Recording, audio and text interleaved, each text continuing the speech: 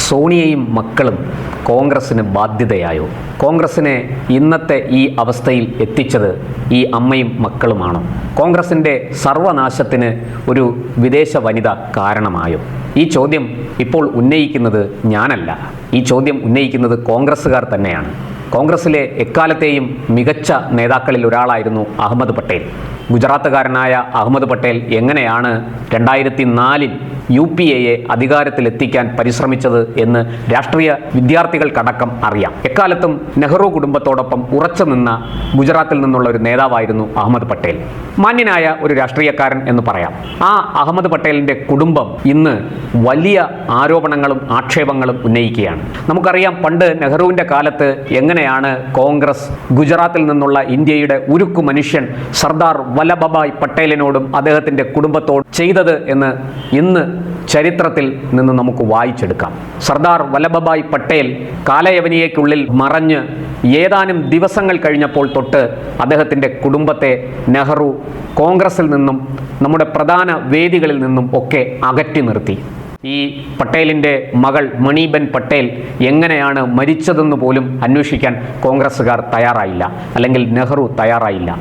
ചാച്ചാജി എന്ന് നമ്മളൊക്കെ വിളിച്ച് പാടി പുകഴ്ത്തുന്ന ജവഹർലാൽ നെഹ്റു, ഇന്ത്യയുടെ ആദ്യത്തെ പ്രധാനമന്ത്രി, ആ മണിബെൻ പട്ടേലിന് ഒരു നേരത്തെ ആഹാരം കഴിക്കാനുള്ള വക പോലും ഇല്ല എന്ന് തിരിച്ചറിയാത്ത, മനസ്സിലാക്കാത്ത ആളായിരുന്നില്ല.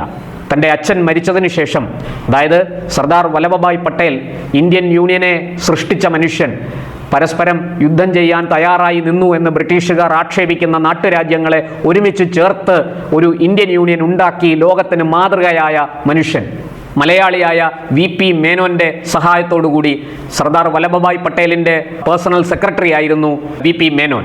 വാലപ്പാട്ട് പങ്കുണ്ണി മേനോൻ എന്ന ഒറ്റപ്പാലംകാരൻ ചെയ്ത സേവനം എത്ര വലുതാണ് എന്ന് സ്വതന്ത്ര ഇന്ത്യയുടെ ചരിത്രം പരിശോധിച്ചാൽ നമുക്ക് മനസ്സിലാകും. അദ്ദേഹത്തിൻ്റെ സഹായത്തോടുകൂടി ഈ നാട്ടുരാജ്യങ്ങളെ ഒരുമിപ്പിച്ച ആ വലിയ മനുഷ്യൻ, ഇന്ത്യയുടെ ഉരുക്കു മനുഷ്യൻ, ആധുനിക ഇന്ത്യ യൂണിയൻ്റെ ശില്പി എന്ന് തന്നെ നമുക്ക് പറയാം. ആ മനുഷ്യൻ മരിച്ചതിന് ശേഷം അദ്ദേഹത്തിൻ്റെ മകൾ മണിബെൻ പട്ടേൽ ഒരു ബാങ്ക് പാസ്ബുക്കും കാറിൻ്റെ ചാവിയുമായിട്ട് നെഹ്റുവിനെ വന്ന് കണ്ടു. ഇത് അച്ഛൻ ഉപയോഗിച്ചിരുന്ന കാറാണ്, ഇത് കോൺഗ്രസ് പാർട്ടി നൽകിയ കാറാണ്, ഇത് മരണശേഷം തിരിച്ചേൽപ്പിക്കണം എന്ന് എന്നോട് അച്ഛൻ നിർദ്ദേശിച്ചിരുന്നു, ഞാനിതാ അതനുസരിക്കുന്നു. ഒപ്പം അദ്ദേഹം ഒരു പാസ്ബുക്ക് കൂടി അവരെ ഏൽപ്പിച്ചിരുന്നു. അത് കോൺഗ്രസിൻ്റെ പേരിൽ ഒരു അക്കൗണ്ട് സർദാർ വല്ലഭഭായ് പട്ടേൽ കൈകാര്യം ചെയ്തിരുന്നതാണ്, 100% സുതാര്യമാണ്.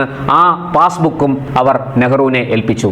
രണ്ടും വാങ്ങിവെച്ച നെഹ്റു, എന്താ നിനക്ക് സുഖമാണോ എന്നൊന്ന് ചോദിക്കുക പോലും ചെയ്യാതെ ആ സ്ത്രീയെ തൻ്റെ ഓഫീസിൽ നിന്ന് ഇറക്കി വിട്ടു എന്ന കഥ ഇന്ന് സോഷ്യൽ മീഡിയയിൽ തരംഗമാണ്. ഞാൻ വല്ലഭഭായ് പട്ടേലിൻ്റെ ചരിത്രത്തിലേക്ക് കൂടുതൽ പോകുന്നില്ല. സമാനമാണ് ഇന്ന് കോൺഗ്രസിൻ്റെ ഗുജറാത്തിൽ നിന്നുള്ള മറ്റൊരു നേതാവ്, യശശരീരനായ അഹമ്മദ് പട്ടേലിൻ്റെ കുടുംബവും അനുഭവിക്കുന്നത്. ഗുജറാത്തിൽ പല ആവർത്തി വന്നുപോയ രാഹുലും പ്രിയങ്കയും ഒക്കെ അഹമ്മദ് പട്ടേലിൻ്റെ കുടുംബാംഗങ്ങളെ ഒന്ന് കാണാൻ പോലും തയ്യാറായില്ല. ആ മനുഷ്യൻ ഒരു കാലത്ത് നൽകിയ ഉപദേശങ്ങൾ സോണിയയ്ക്ക് വലിയ ഗുണം ചെയ്തു.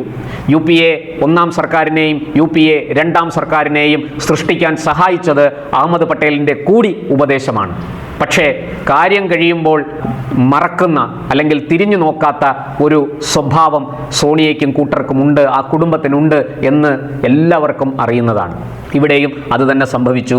അദ്ദേഹം മരിച്ചതിന് ശേഷം ആ കുടുംബത്തെ ഒന്ന് ഓർക്കാൻ പോലും സോണിയാഗാന്ധിക്കോ മക്കളായ രാഹുൽ ഗാന്ധിക്കോ പ്രിയങ്ക ഗാന്ധിക്കോ അവസരം കിട്ടിയിട്ടില്ല, അല്ലെങ്കിൽ അവരതിന് തയ്യാറായിട്ടില്ല.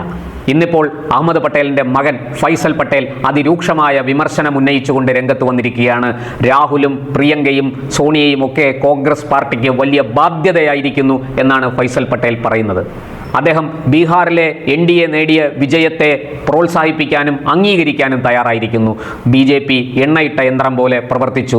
സാധാരണക്കാർക്കിടയിൽ അവർ വലിയ അവകാശവാദങ്ങളൊന്നും ഉന്നയിക്കാതെ സേവനവുമായിട്ട് കടന്നു ചെന്നു. അതുപോലെ നരേന്ദ്രമോദി എന്ന ആ ഇന്ത്യൻ പ്രധാനമന്ത്രിയുടെ കരിസ്മാറ്റിക് വ്യക്തിത്വം, അതും ആ കരിസ്മാറ്റിക് പേഴ്സണാലിറ്റി, അതും BJPയെ കുറച്ചൊന്നുമല്ല സഹായിച്ചത്. BJP പ്രവർത്തകർ വളരെ നന്നായിട്ട് പ്രവർത്തിച്ചു. അതുകൊണ്ട് ബീഹാറിൽ വലിയ നേട്ടമുണ്ടായി. കോൺഗ്രസ് അതേസമയം പരസ്പരം പഴിചാരി കുറ്റം പറഞ്ഞ് പാളയത്തിൽ പടയുമായിട്ട് മുന്നോട്ട് പോയി. അതാണ് ബീഹാറിൽ കോൺഗ്രസിനെ പരാജയപ്പെടുത്തിയത്, ഒന്നുമല്ലാതാക്കിയത്. ഈ സത്യം ചെറിയ വാക്കുകൾ കൊണ്ട് പറയാൻ ഫൈസൽ പട്ടേലിന് കഴിഞ്ഞിരിക്കുന്നു.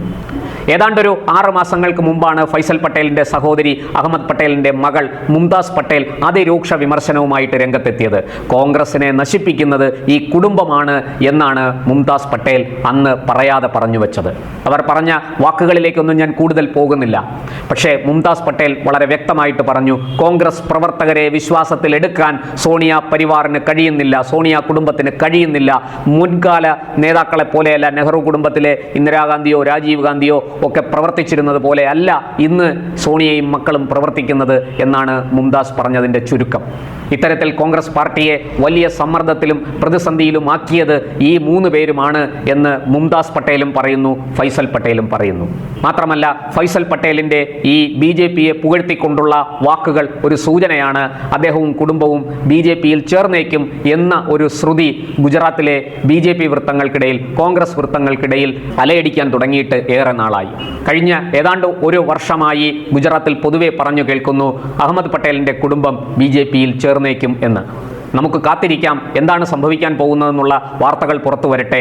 ഇപ്പോൾ കേരളത്തിലെ അടക്കം മാധ്യമങ്ങൾ ഇക്കാര്യം റിപ്പോർട്ട് ചെയ്യുന്നുണ്ട്. ഫൈസൽ പട്ടേലിൻ്റെ വാക്കുകൾ, ഫൈസൽ പട്ടേൽ കോൺഗ്രസ് നേതൃത്വത്തിനെതിരെ ആഞ്ഞടിച്ചത് അവർ വാർത്തയാക്കി പുറത്തു വിട്ടിട്ടുണ്ട്.